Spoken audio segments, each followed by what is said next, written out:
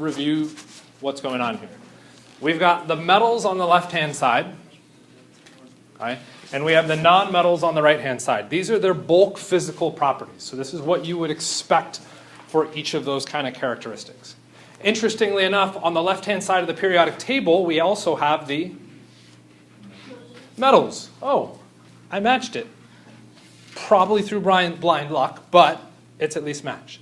Left-hand side, metals, physical properties. Left-hand side of the periodic table, metals. Where's the left-hand side? Is this the left-hand side? Yes. Yes.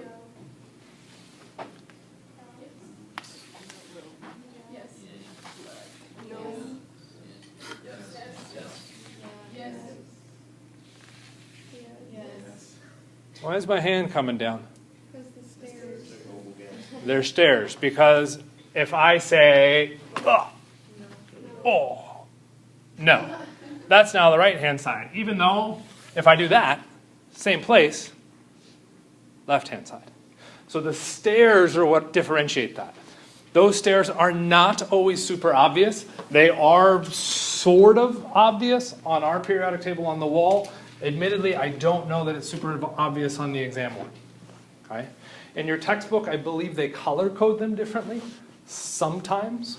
Okay? But those stairs are the demarcation of metal to the left, non-metal to the right. Okay? What happens as I move through the stairs? Well, now I'm transitioning from a non-metal to a metal or metal to non-metal. As I transition through, what might we expect to happen to those properties?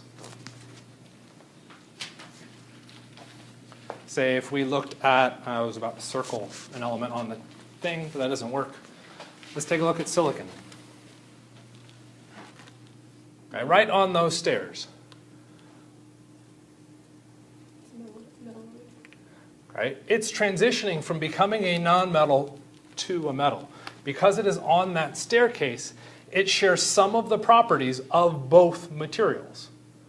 Okay? So that staircase can be a very kind of dangerous spot to be in because some of the materials or the compound or elements on that staircase can share some of the properties of both metals and non-metals.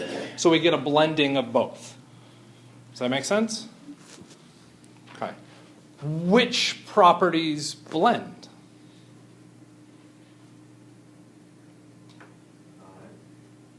Okay.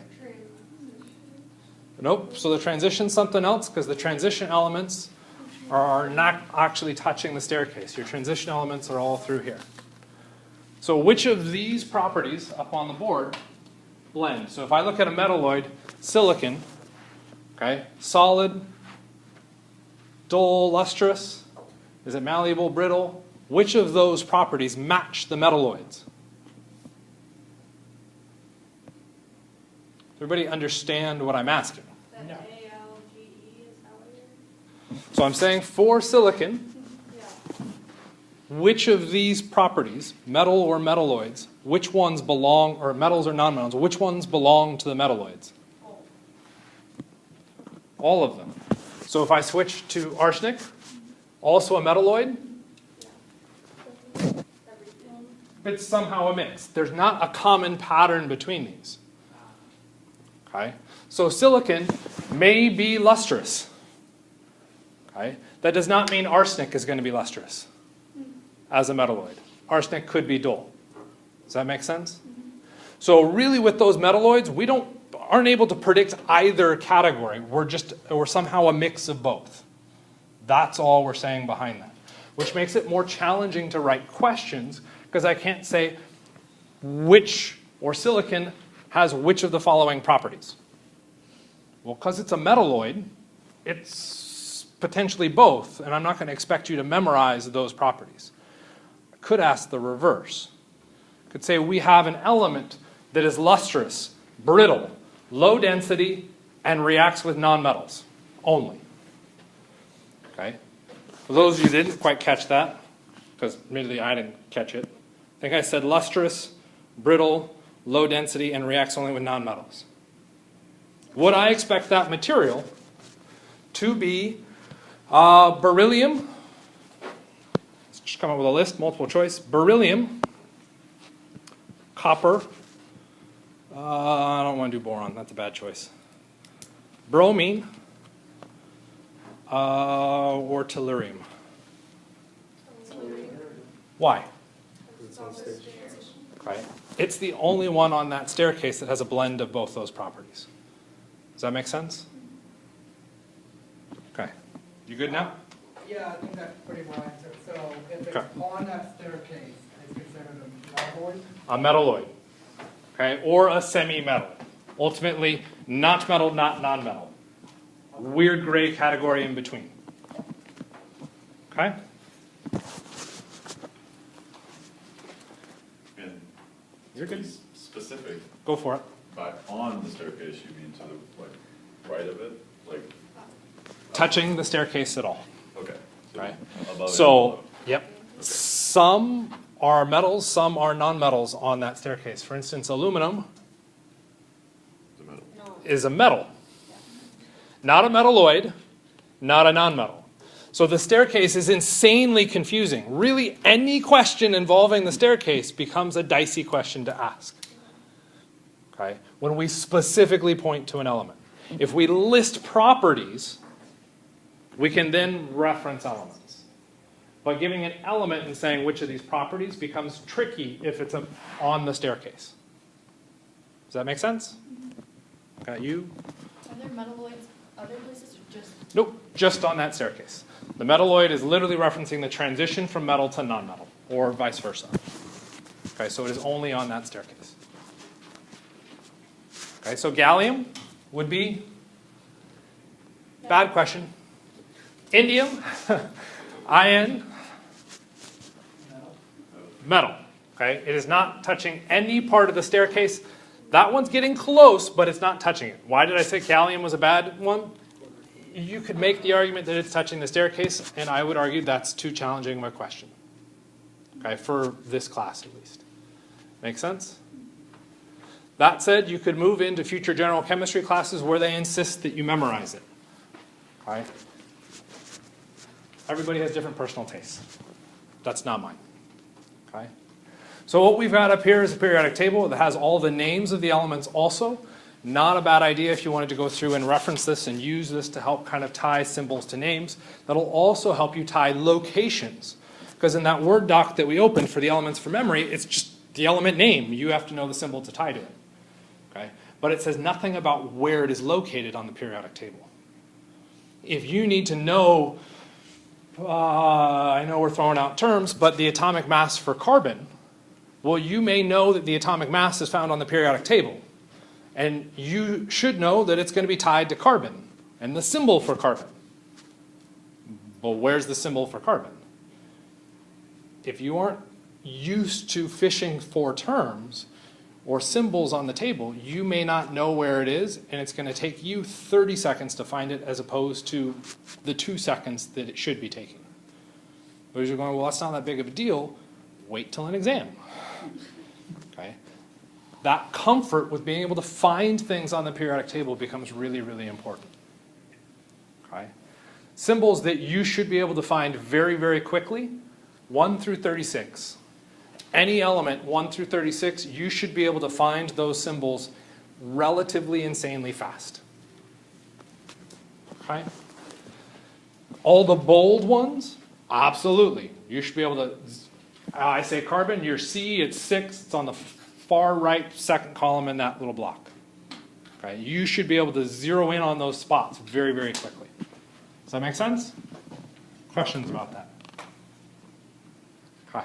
So if you want to start making note cards, that's cool. You can start making note cards with flip for element and symbol. You will be adding information to that particular element and symbol as we move through the course. So it's not just a single use, oh, carbon is C. Okay.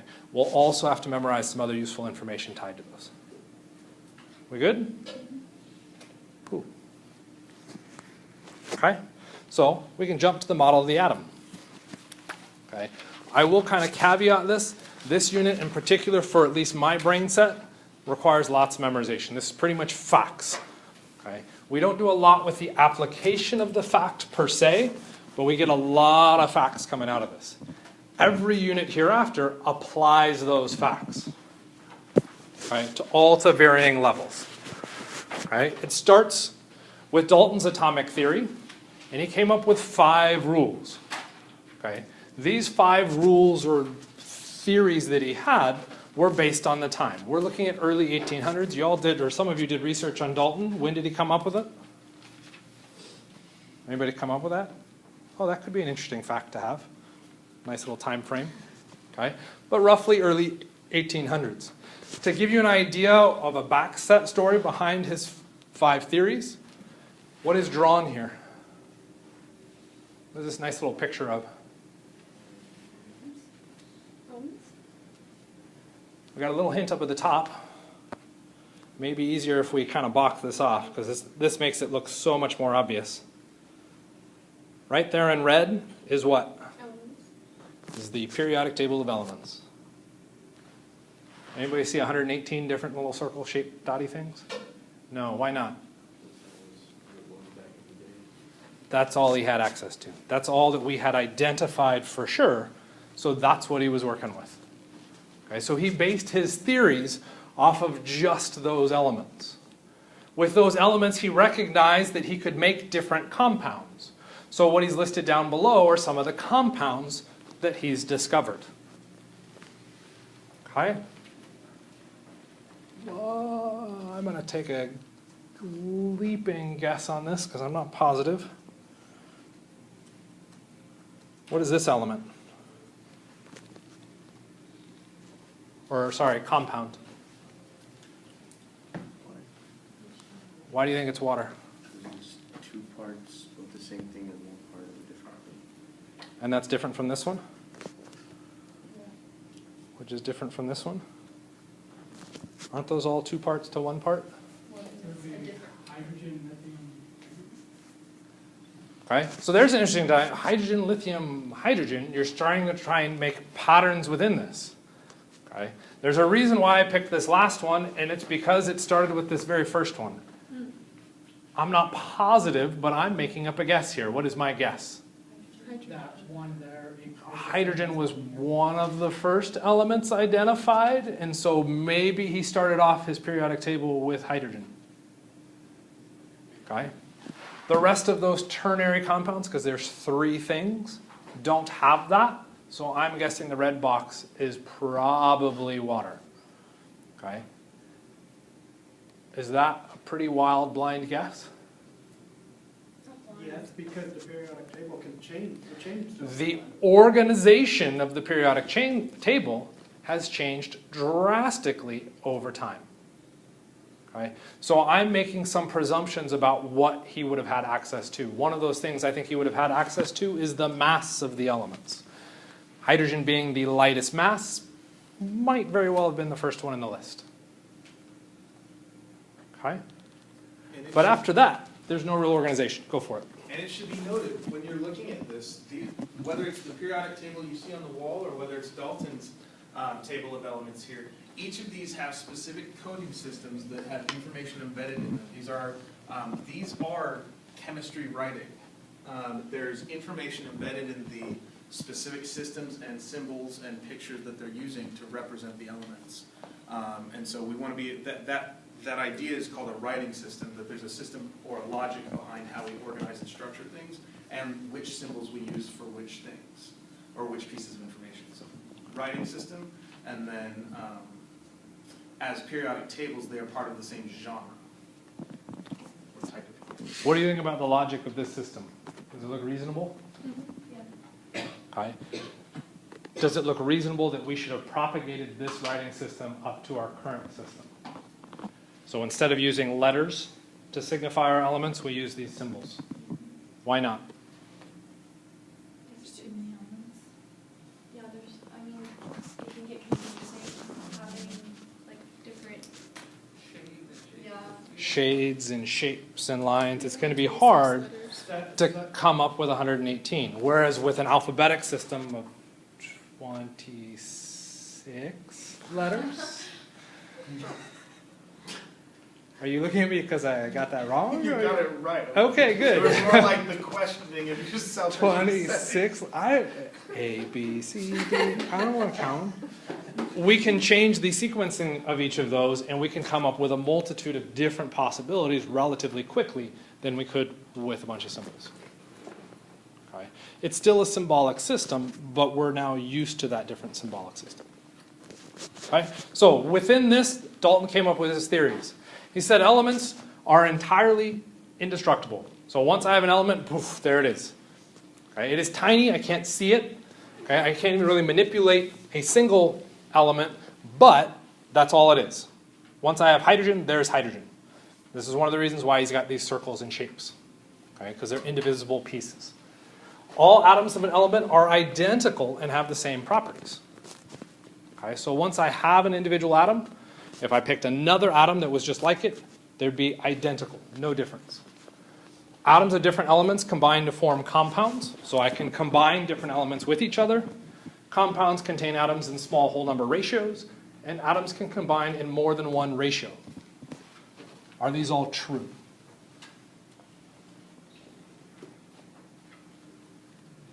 I mean, it's old. That doesn't necessarily mean it's wrong. Are they true? Which one did you say? I just said all of them. Are all of these true? I think so. Yes. Okay. So now we'll push to the next part. We all had a reading assignment, right? And it looked like most people went through and did that. And if I planned it right, which admittedly maybe I didn't. Okay, does this say anything about protons, neutrons, and electrons? No. No. Did your reading say anything about protons, neutrons, and electrons? Yes. So, like, Okay. What is a proton, neutron, or an electron? Protons are Charged particles within the Potentially charged particles. What do you got? inside the nucleus of an atom. Okay, so protons and neutrons we could reference to being inside the nucleus of an atom. Well, the electron wasn't discovered yet, right? Okay. Until For the context of this, there is no electron, there is no proton, there is no neutron.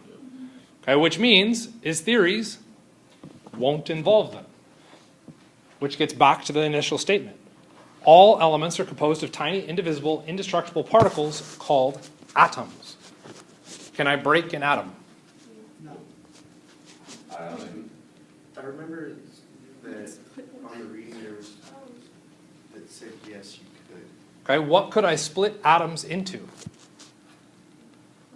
Protons, neutrons, electrons. Are atoms indivisible and indestructible? No. No. Why not? You can't split them. We have subatomic particles. Why do we reference them as subatomic? Because Dalton came in and identified atoms and said they were indestructible. And we said, actually, there's something smaller. So we have something less than an atom. That's our protons, neutrons, and electrons. So rule 1, false. Rule 2, all atoms of an element are identical and have the same properties. False. False, why? You have different number of neurons, even if they're the same element. Close. So we could say if we change the neutrons, we still have the same element. Okay. How many of you think you need sodium to live? Okay. How many of you think you need sodium to die? Okay. What is different about those two sodiums that we're referencing? One is like a salt sodium, and one is Salt sodium versus? body sodium. I don't know. Not a bad idea. Elemental sodium. Sodium is a metal. If I ingest sodium metal, I will probably explode very violently.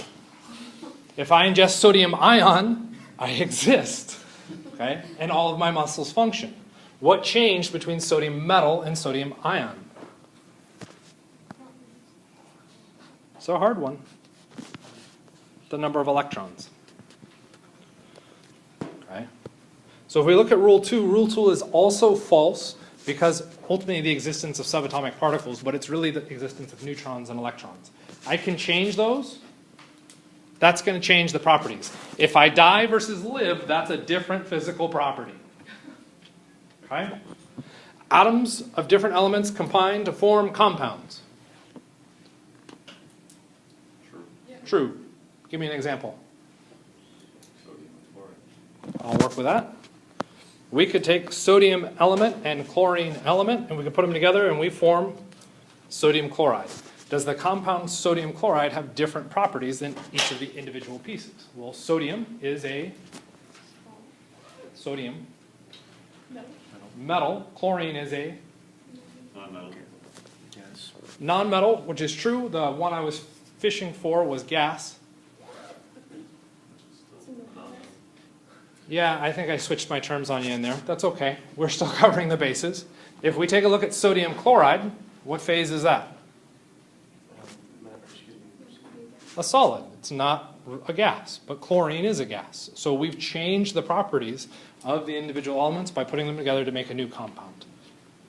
Compounds contain atoms in small whole number ratios. What is that now referencing?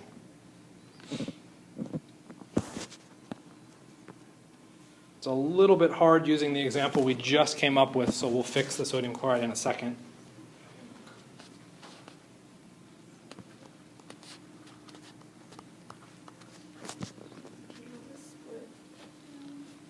I can't split atoms.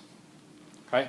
We can break them down into protons, neutrons, and electrons, but I can't take half of a sodium atom. So if I take half of a sodium atom, I'm taking away half of the protons. Sodium has how many protons? It's a hard question. We're pushing to reading. How many protons does sodium have? 11.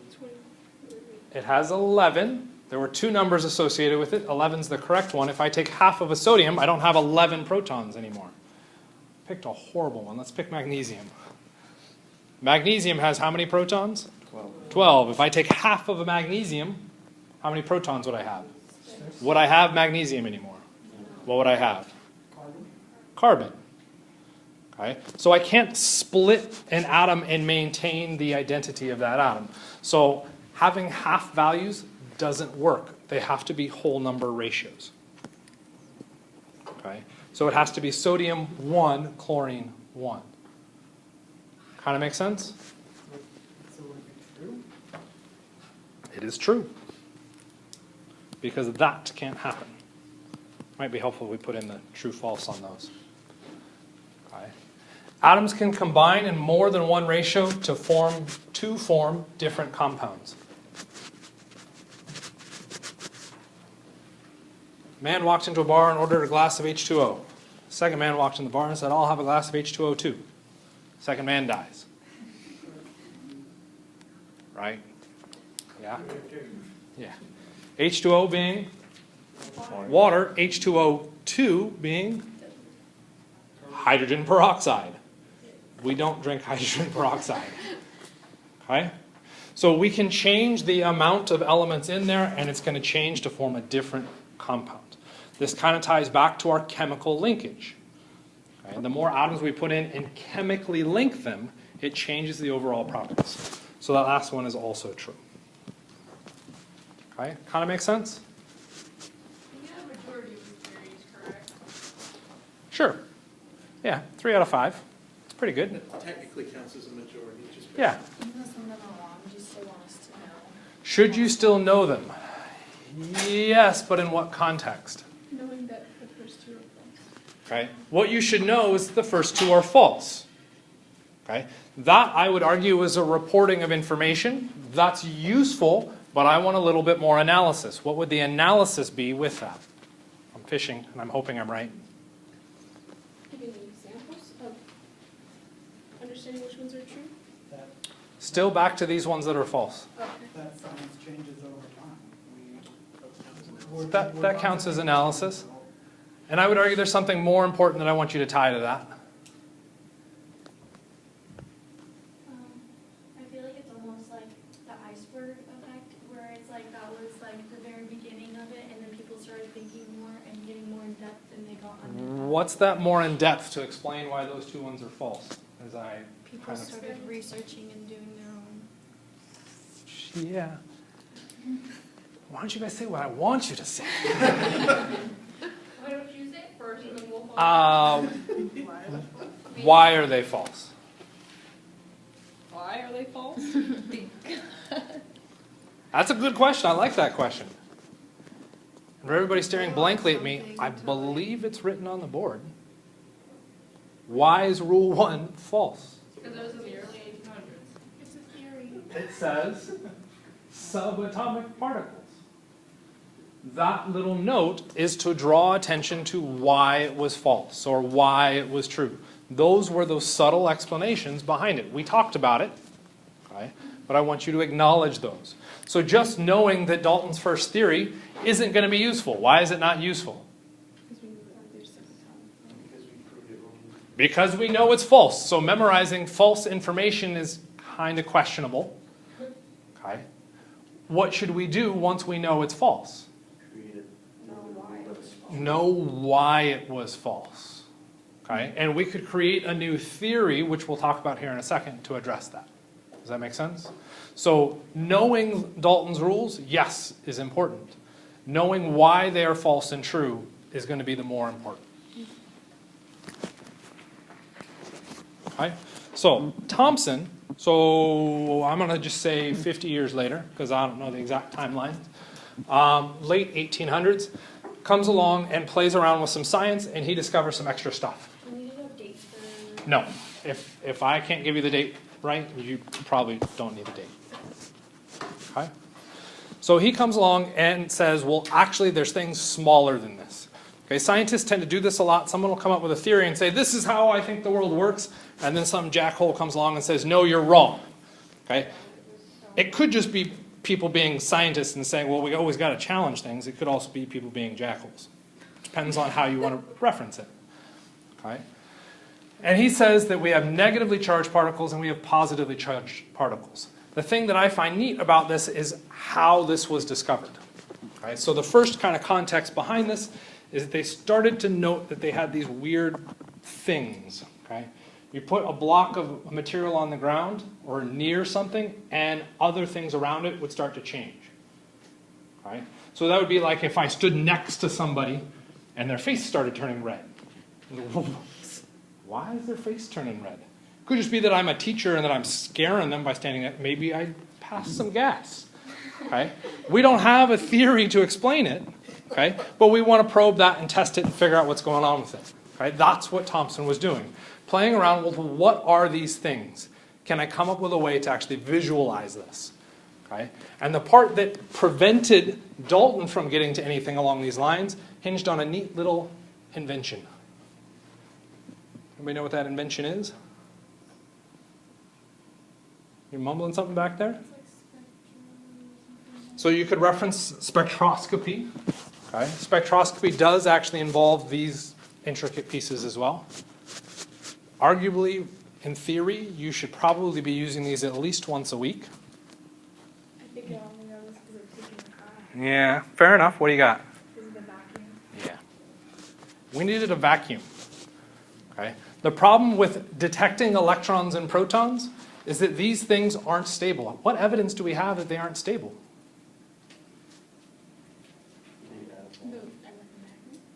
Because they. Did Dalton discover them? Why not?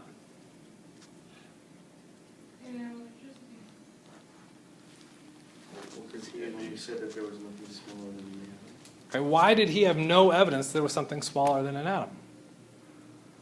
The technology yet? Okay. Never did technology. What's the issue with electrons and protons? No, we can have evidence of them without actually needing to see the individual thing. They're unstable. Because they are unstable, what do? They react with each other to neutralize and form elements or compounds. Okay? So the only way that we can have evidence of those is if we can somehow remove them from everything else, which means what needs to be around it?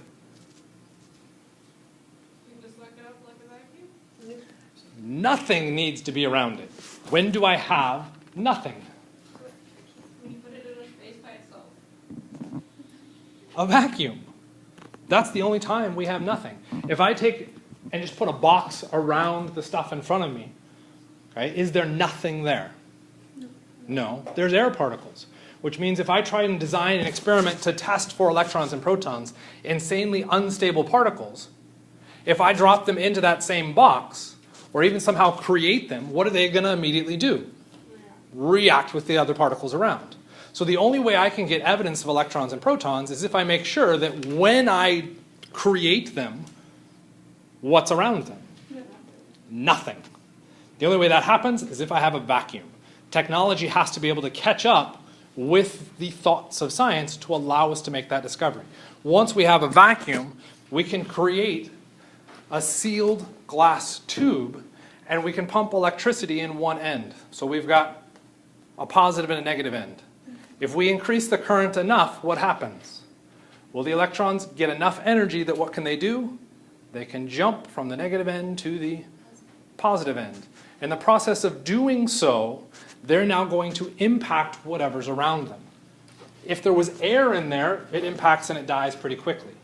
If there's only a small amount of air, there's enough electrons moving through that some of them will impact the sides of the wall, impact some particles in between, and it will cause the tube to glow. We now have evidence of an electron. This fancy little tube happens to be known as a cathode ray gun. So it brings in a C and it brings in an R. A cathode ray gun, well, it's not really shooting anything, it's just a tube. We have a cathode ray tube, also known as CRT or a television. This is the existence of our initial technology for televisions, is we generate super tiny cathode ray tubes. When we pump enough electricity in one end, it can cause a pixel to glow in the color that we want it to glow. We now have a TV. Okay? So Thomson took this and said, well, I have electrons and protons that make up an atom. How do they make up the atom? Well, at this point, we don't even know, we didn't hardly know anything about electrons and protons. He has direct evidence that electrons exist. Because he knows electrons exist, he can now say protons must exist. Well, why? There has to be something to balance out the electrons. Because when I walk through the air, do I just have electrons flowing around easily? Where's the source of electrons in this room?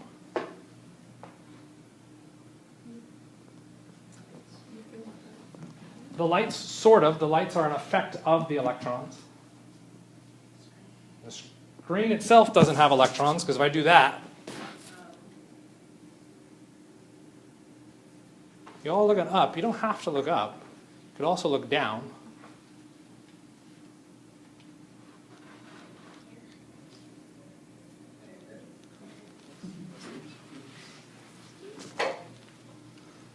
I got a fork in my bag. Should I test it? Electricity. What is electricity? Light. Electricity is the flow of electrons. Are electrons just freely existing on their own? No. How do we know that? So we haven't even brought in a neutron yet. We have a proton to cancel that charge out. But why do we know protons exist? Thomson just said electrons exist. And now because electrons exist, I know protons exist. Because every equal Positive is negative. Why? What would be our physical observable on that? If electrons just existed in the air. Remember, our electrons come out of electrical outlets, right? If electrons were just free floating around, what's going to happen when I walk? Oh, God. Oh, shucks. I'm going to get electrocuted every step. Why do I not get electrocuted? because there's protons. There's protons to cancel out the electrons. Okay? It's that counterbalance that allows him to say that. Because he has direct evidence of electrons, he says, well, electrons are these little things that are now sitting in what makes up the atom. And the atom is now just a sea of positive charge, and the electrons just kind of chill in there until we get excited and like flick one out of them. Okay? This comes up with this theory of plum pudding, right? Where the pudding is the sea of protons for an individual atom, and the electrons are the plums sitting in it. Okay? It's a neat little theory because we can now use food to describe it. Okay? I believe Thomson was rail thin, so that doesn't really make a lot of sense. Maybe he had a good metabolism. Okay?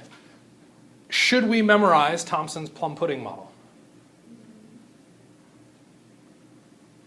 Well, it's not knowing electrons and protons.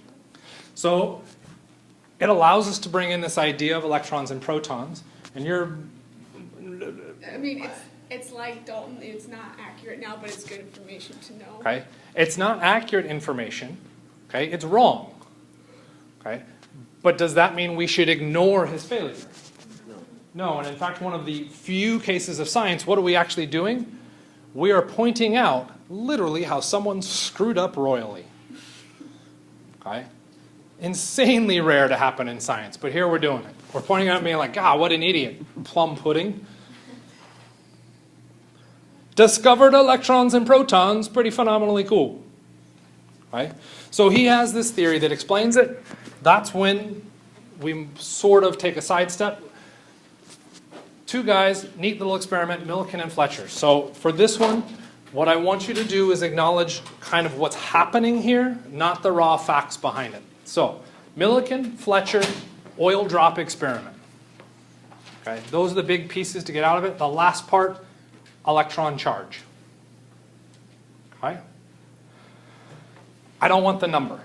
Okay, but here's the experiment. They had a box, cardboard box, and they took, you know, like the little perfume, the fancy little perfumes, they have a little bulb, and you spray the perfume out. You're like, wow. The little crystal jars. They took one of those and put that in the box, and then started squeezing the little bowl. What happens? Well, the perfume fills the box. Okay? At the bottom of that box, they just have a normal bottom, except there's a tiny little hole. Okay? That hole is just large enough that a drop could fall through it. Okay? One of the things that they tested is that when you expel something like that, you generate a little bit of charge. Okay? There's movement, and you can generate a small charge. That means each of those particles has a potential for a charge. When it falls through that hole, you go, well, that's not a big deal. You just collected one drop. Who cares? It's a charged drop. So what they put on the bottom of this was some electric current. The very, very, very bottom is negatively charged. Which means as that oil drop comes down with a negative charge, what does it do when it sees that other negative charge? Reacts how? Opposite. Like charges repel. It's like a magnet. You take the north end of a magnet and the north end of a magnet and you put them near each other. What do? They don't come together. They push away. Okay? Or if you really force them there, you'll see them kind of hover, which gets to the next point of this. If I balance that charge, that negative charge, just right, what is that oil drop going to do? It's going to hover. What's causing it to go down? Gravity. What's causing it to go up? The charge balance between those. Okay? Because I know how much charge I'm putting in through the electrical plate and the stupid little dial, okay, and I can see the droplet, I can approximate its mass, and I can figure out the ratio between the mass and the charge, which means I can calculate the exact charge on an electron. Okay? I'm looking through a microscope to measure the size of a droplet. How easy is that? That's pretty hard.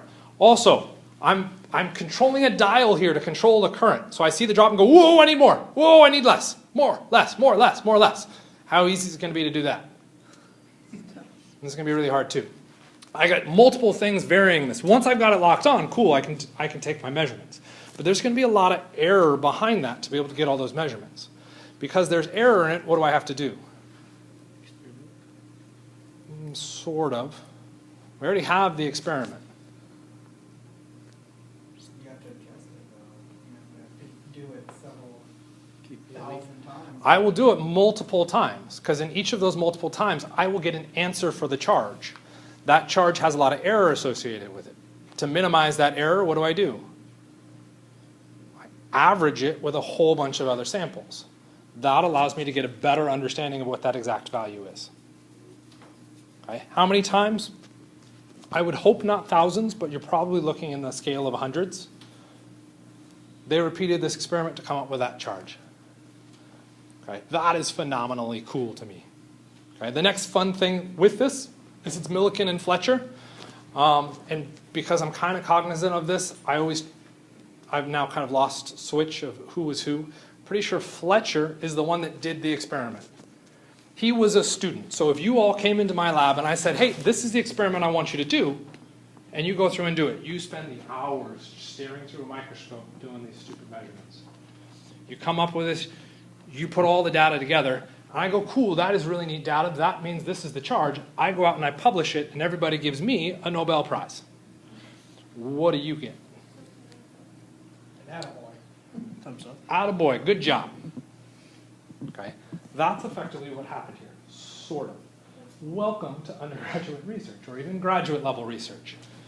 Okay, there's a primary investigator who decides the scope of the project, right, and sometimes even decides specifically what the project is.